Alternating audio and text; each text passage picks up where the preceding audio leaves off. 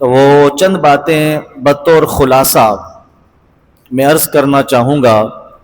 کہ ان 11 دنوں میں درس حدیث میں ہم نے کن کن موضوعات پر بات کی اور آپ نے کن کن موضوعات پر درس حدیث کو سنا اور اس موضوع سے متعلق آپ نے علم کو حاصل کیا۔ سب سے پہلے ہمارا درس نبی کریم صلی اللہ تعالی علیہ وسلم کی مبارک صورت آپ صلی اللہ علیہ وسلم کے حلیے کے بارے میں تھا۔ بولیے سبحان اللہ۔ دوسرا ہمارا درس خاتم النبوت، نبی کریم علیہ الصلاۃ والسلام کی مہر نبوت کے بارے میں تھا۔ تیسرا باب ما جاء فی شعر، شعر عربی میں کہتے ہیں بالوں کو، نبی کریم صلی اللہ تعالی علیہ وسلم کے مبارک بالوں کے بارے میں ہم نے درس سنا۔ آپ صلی اللہ علیہ وسلم کے کنگھی کرنے کے بارے میں ہم نے درس سنا، کنگھی کیسے کرتے تھے، مانگ اولاً نہیں نکالتے تھے، پھر آپ نے مانگ نکالنا شروع کی، تو کیوں نہیں نکالتے تھے، کیوں نکالنا شروع کی، مانگ نکالنے کی سنت کیا ہے، آپ صلی اللہ علیہ وسلم کے بال مبارک کیسے ہیں۔ اس کے بعد ہم نے نبی کریم علیہ الصلاۃ والسلام کے سر مبارک اور داڑھی میں کتنے بال سفید ہیں اور وہ سفید کیوں ہوئے، اس کے متعلق درس سنا۔ پھر ہم نے سنا کہ رسول اللہ صلی اللہ علیہ وسلم نے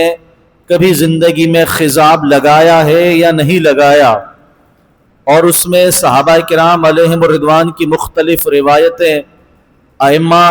اور محدثین کے اس میں اقوال اور اس میں تطبیق کہ بعض روایت میں جو آیا ہے خضاب لگایا ہے، بعض میں آیا نہیں لگایا، تو دونوں کا مطلب کیا ہے، دونوں میں کس طرح موافقت ہو سکتی ہے۔ پھر ہم نے سنا رسول اللہ صلی اللہ علیہ وسلم کے سرمے لگانے کے بارے میں کہ آپ کس ٹائم سرما لگاتے تھے، کتنی سلائیاں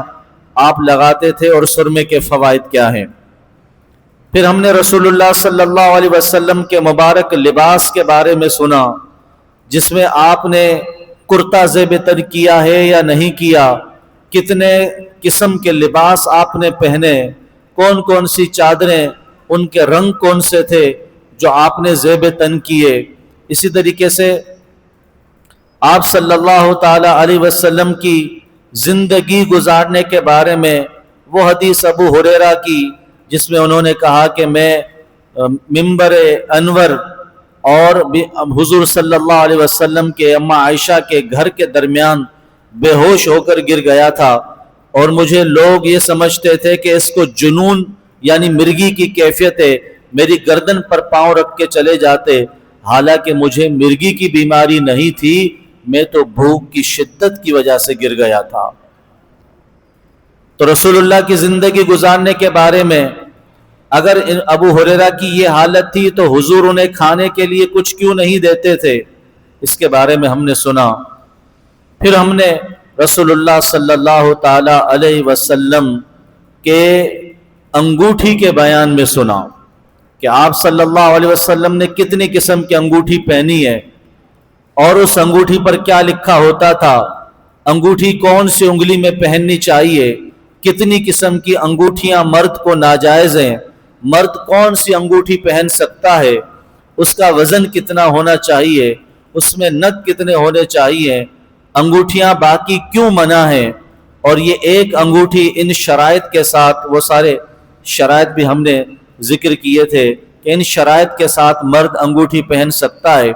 نبی پاک صلی اللہ تعالی علیہ وسلم نے نگینہ کون سے رنگ کا پہنا، وہ نگینہ شریف کہاں کا تھا، اسے حبشی نگینہ کیوں کہا گیا، اس کے علاوہ اس نگینے پر کیا لکھا ہوتا تھا،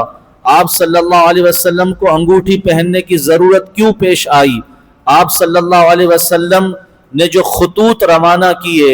ان پہ جو مہر لگائی جاتی تھی اس مہر پر کیا لکھا ہوا تھا، حضرت موسیٰ علیہ السلام کی انگوٹھی پر کیا تحریر تھا، اسی طریقے سے ابراہیم علیہ السلام، آدم علیہ السلام، حضرت ابو بکر صدیق، حضرت عمر، حضرت عثمان، حضرت مولا کائنات، ان سب کی انگوٹھیوں پر مہروں پر کیا لکھا ہوا تھا، وہ ساری عبارتیں جو بڑی خوبصورت عبارتیں تھیں اور ان میں واعظ و نصیحت کا پہلو بھی تھا، فکر آخرت بھی تھا، وہ سارا ہم نے اس باب میں سنا نبی کریم علیہ الصلوۃ والسلام کی انگوٹھی کے بارے میں۔ ہم نے یہ بھی سنا کہ نگینہ اوپر رکھنا چاہیے یا اندر کی طرف رکھنا چاہیے، افضل کیا ہے، یہ ساری ابحاث ہم نے سنی۔ اس کے بعد ہم نے نبی پاک صلی اللہ علیہ وسلم نے کس ہاتھ میں انگوٹھی پہنی، سنت کیا ہے، امام شافعی اس بارے میں کیا کہتے ہیں، حسنین کریمین امام حسن اور امام حسین رضی اللہ تعالی عنہما کا معمول کیا تھا، وہ کون سے ہاتھ میں انگوٹھی پہنا کرتے تھے، یہ سب ہم نے اس میں سنا۔ بولیے سبحان اللہ۔ پھر ہم نے سنا رسول اللہ صلی اللہ علیہ وسلم کی تلواروں کے بارے میں، آپ صلی اللہ علیہ وسلم کے پاس کون سی تلواریں تھیں، تو آپ صلی اللہ علیہ وسلم کے پاس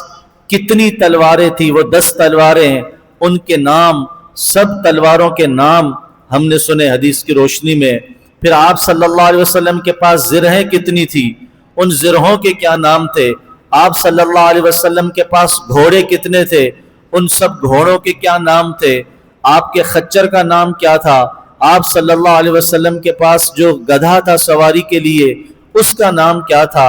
اس طریقے سے جو جنگی سامان اور آلات تھے ان سب کو ناموں کے ساتھ ہم نے حدیث مبارک کی روشنی میں سنا۔ آپ کی زرہ مبارک کیسی تھی، آپ صلی اللہ علیہ وسلم میدان جنگ میں جو لوہے کی ٹوپی پہنتے تھے، مغفر، اسے مغفر کیوں کہا جاتا ہے، مغفر میں غین فا را حروف جو ہیں، غفار میں بھی یہی ہے، غفور میں بھی یہی ہے، یہ سر کو ڈھانپ لیتی ہے۔ اللہ رب العزت کا صفتی نام بھی غفار ہے،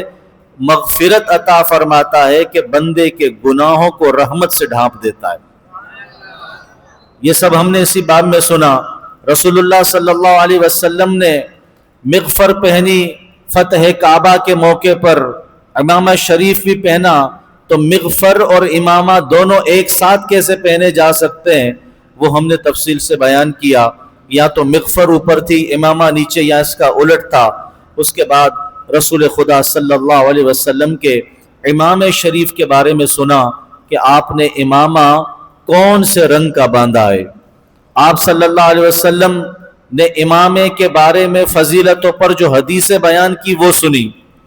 امامے کے ساتھ نماز پڑھنا، بغیر امامے کے 2 رکعت پڑھیں 2 رکعت کا ثواب ہے، امامے کے ساتھ پڑھیں تو اللہ 70 رکعتوں کا ثواب عطا فرماتا ہے۔ حضور صلی اللہ علیہ وسلم شملہ مبارک جو رکھتے تھے، یہ کپڑا جو پیچھے لٹکتا ہے، تو انہوں نے دونوں کندھوں کے درمیان رکھا، سیدھی طرف رکھا، آگے کی طرف، الٹی طرف رکھا، ایک کپڑا نکالا یا 2 کپڑے نکالے، آپ صلی اللہ علیہ وسلم نے کس طرح امامہ باندھا، یہ سارا ہم نے امام شریف کے باب میں سنا۔ اس کے بعد رسول اللہ صلی اللہ علیہ وسلم کے ازار کے بارے میں آپ نے تہبند باندھی، جسے لنگی بھی کہتے ہیں، دھوتی بھی کہتے ہیں۔ آپ نے جو لنگی شریف باندھی وہ کس طرح کی تھی، آپ صلی اللہ علیہ وسلم کی لنگی شریف کی جو لمبائی تھی وہ کتنی تھی، آپ صلی اللہ علیہ وسلم نے ٹخنے ظاہر کرنے کے بارے میں جو حکم دیا، کس طرح صحابی کو آواز دے کر آپ نے حکم ارشاد فرمایا۔ ٹخنوں سے نیچے اگر کپڑا ہو تو نماز ہوگی یا نہیں ہوگی، ٹخنوں سے اوپر ہو تو اس کو یہ فولڈ کرنا جائز ہے یا نہیں ہے، اس کے متعلق ہم نے سنا۔ اسی امامے کے بیان میں ہم نے ٹوپی کے بارے میں سنا کہ آیا ٹوپی پہننا سنت ہے یا نہیں ہے، مسجد کی ٹوپی کا کیا حکم ہے، یہ پلاسٹک کی ٹوپیاں، یہ گندی میلی کچیلی ٹوپیاں پہن کر نماز پڑھیں گے تو صحیح ہوگی یا مکروہ ہوگی۔ اس کے علاوہ ننگے سر نماز پڑھنے کا کیا حکم ہے، ننگے سر نماز پڑھنا مکروہ بھی سنا، ننگے سر نماز پڑھنا مکروہ تحریمی بسا اوقات کفر تک چلا جاتا ہے یہ بھی سنا، اور ننگے سر نماز پڑھنا جائز بھی ہوتا ہے یہ بھی ہم نے اسی حدیث مبارکہ کے تحت سنا۔ بولیے سبحان اللہ۔ رسول اللہ صلی اللہ علیہ وسلم کے چلنے کا بیان، حضور کے قد مبارک کا بیان۔ آپ صلی اللہ علیہ وسلم میں کا قد اتنا لمبا نہیں تھا کہ بے ڈھنگ نظر آئیں، نہ بالکل چھوٹے قد کے تھے، درمیانہ قد تھا، لیکن صحابہ میں جب تشریف فرما ہوتے تھے تو سب میں اونچے نظر آتے تھے۔ یہ آپ کا معجزہ تھا،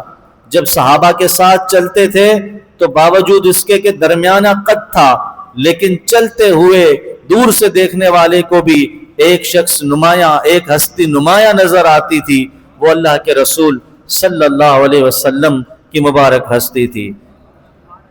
تو یہاں تک کچھ باتیں وہ ہیں جو میں نے بیان کی، کچھ وہ ہیں جو بیان سے رہ گئی ہوں گی۔ آخری جو درس حدیث ہمارا کل ہوا وہ مولانا عبد الباسط نے درس حدیث کیا، جس میں نبی کریم صلی اللہ تعالی علیہ وسلم کے خطوط کے بارے میں ہم نے سنا۔ نبی پاک صلی اللہ علیہ وسلم نے جو مبارک خط لکھے، قیصر روم کو خط لکھا، نجاشی کو خط لکھا، کسرا کو خط لکھا، آپ صلی اللہ علیہ وسلم کے خط لکھنے کا انداز کیا تھا، کس طرح شروع فرماتے تھے، اس کا مضمون کیا تھا۔ آپ صلی اللہ علیہ وسلم نے ان کافروں کو جب خط لکھا تو انہیں سلام کیا، تو سلام کے الفاظ کیا تھے، کیونکہ کافر کو سلام نہیں کر سکتے۔ انہوں نے یہ بھی بیان کیا کہ اگر کافر آپ کو سلام کرے تو اس کے جواب دینے کا طریقہ کیا ہوگا۔ پھر نبی پاک صلی اللہ تعالی علیہ وسلم نے مہر مبارک خط میں کس جگہ پر لگائی، کون سے بادشاہ نے حضور صلی اللہ علیہ وسلم کا خط پھاڑ دیا تھا